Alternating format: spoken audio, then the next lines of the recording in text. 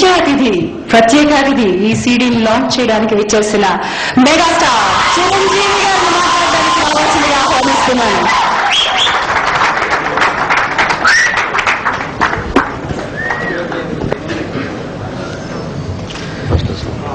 మిత్రులు,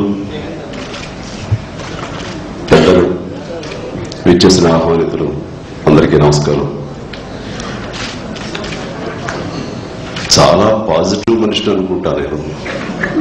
first time లోపల నుంచి ఎక్కడో జెలస్ అనే నెగిటివ్ ఫీలింగ్ బయటికి తన్నుకొస్తుంది. నిజంగా ఒక రకమైన ఈర్ష్యగా ఉన్నది. బహుశా వ్యక్తిగా కాకపోవచ్చు కానీ నాలో ఉన్న కళాకారులకి ఆ ఈర్ష్య ఉండబట్టేమో కొంచెం బయటపడుతుంది అది. బట్ ఏమైనా నాకు ఇన్స్పిరేషన్, నాకు అంటే 4 అడుగులు ముందుండి నేను నా సినీ జీవితం ప్రారంభం నుంచి కూడా వాచ్ చేస్తున్న నా చిరకాల మిత్రుడు, సూపర్ స్టార్, స్టైల్ కే స్టైల్ పేరు రజనీకాంత్. తను చేస్తున్న ఈ సినిమా నా సినిమా, నాది, నేను చేస్తున్న భావంతో అంత మనస్ఫూర్తిగా ఈ ఆడియో రిలీజ్కి ఇచ్చేసి వారితో పాటు ఆనందం పంచుకోవడం అనేది నిజంగా చక్కటి అనుభూతి. ఈ సినిమా ఇది మామూలు ఆషామాషి సినిమా కాదు. దిగ్గజాలు టాలెంట్ తోటి, టెక్నికల్ ఎక్సలెన్స్ తోటి పరిణితి చెందినటువంటి ప్రతి ఒక్కరూ ఎవరైతే ఉన్నారో మన భారతీయులు, వారి యొక్క కలయిక ఈ రోబో. కాబట్టి ఇది విజయం కూడా ఆషామాషి విజయం కాదు. ఇది అనూహ్యమైనటువంటిది, ఊహించలేనిది.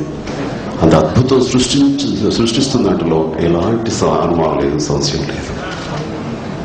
రజనీకాంత్ ఆ పేరు వింటేనే నిజంగా బాలగోపాలం ఊరుతులుగుతారు. నేను సినిమా ఇండస్ట్రీకి వచ్చిన కొత్తలో, ఫిల్మ్ ఇన్స్టిట్యూట్లో ట్రైనింగ్ అవుతున్న కొత్తలో మీ సీనియర్స్, 4-5 ఏళ్ల సీనియర్స్ అప్పుడు వచ్చి మీరు క్లాసులు తీసుకుంటూ ఉంటారు. అందరూ కొంతమంది కొత్తగా సినిమాల్లో కూడా ఎస్టాబ్లిష్ అవుతుంటారు. చూడండి, అందరూ రజనీకాంత్, అందరూ రజనీకాంత్ తెలుసు. అప్పటికి 4-5 ఫిల్మ్స్ చేసేటువంటి చాలా స్టైల్గా ఉండి మంచి కొత్తగా ఉంటుంది. ఆయన వచ్చేసరికి రజనీకాంత్ ఇంకా చాలా ఆతరంగా చూసాం.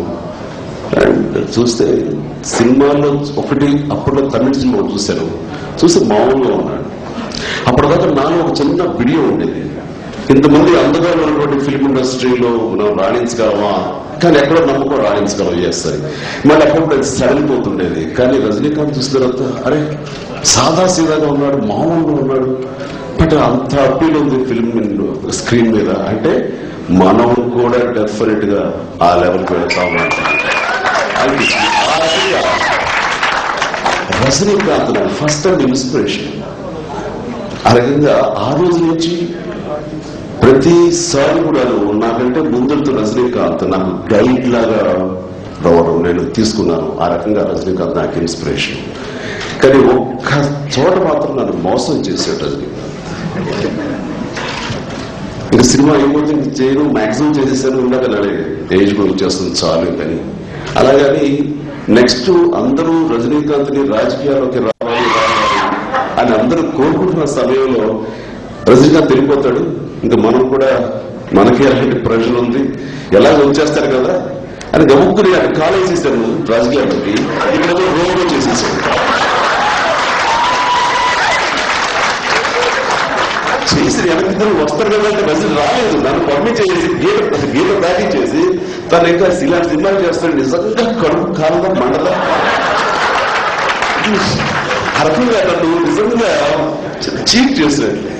అది ఒప్పుకోలేదు రజనీ. సో అలా చెప్పేసి మళ్ళీ సినిమాలు చేయాలి అని అంటే ఎక్కడో మరి వచ్చిన రాజకీయాలకు న్యాయం చేయగలనా లేదా అని చిన్న మీమాంసలో ఉన్నాయి. మేబీ నిన్న మొన్న అంతా కూడా విపరీతంగా ఫ్యాన్స్ చేయాలి, సినిమా చేయాలన్నారు, కుదరద్దు అన్నాను. ఇప్పుడు గట్టిగా మళ్ళీ ఈ సినిమా చూసిన తర్వాత, ఈ ట్రయల్స్ చూసిన తర్వాత, ఇవన్నీ అయిన తర్వాత ఇప్పుడు ఫ్యాన్స్ కి నేను కుదరద్దు అని అనలేను. చూద్దాం. అది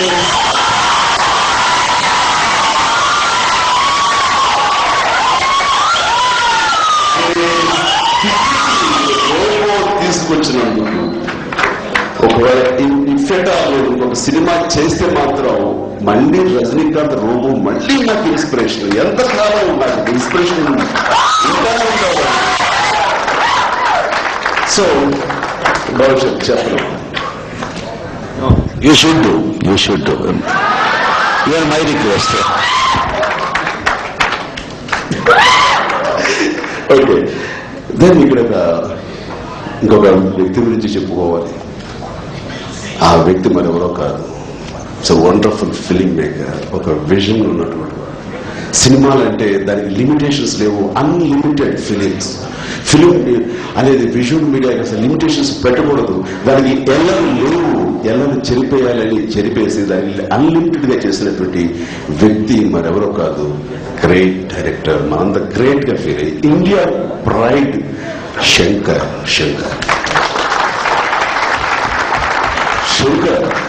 ఆయన ఫస్ట్ ఫిలిం జెంటిల్మెన్ చూసి థ్రిల్ ఫీల్ అయిపోయాను. ఆ 100 days ఫంక్షన్ కి నేను గెస్ట్ గా వెళ్ళాను.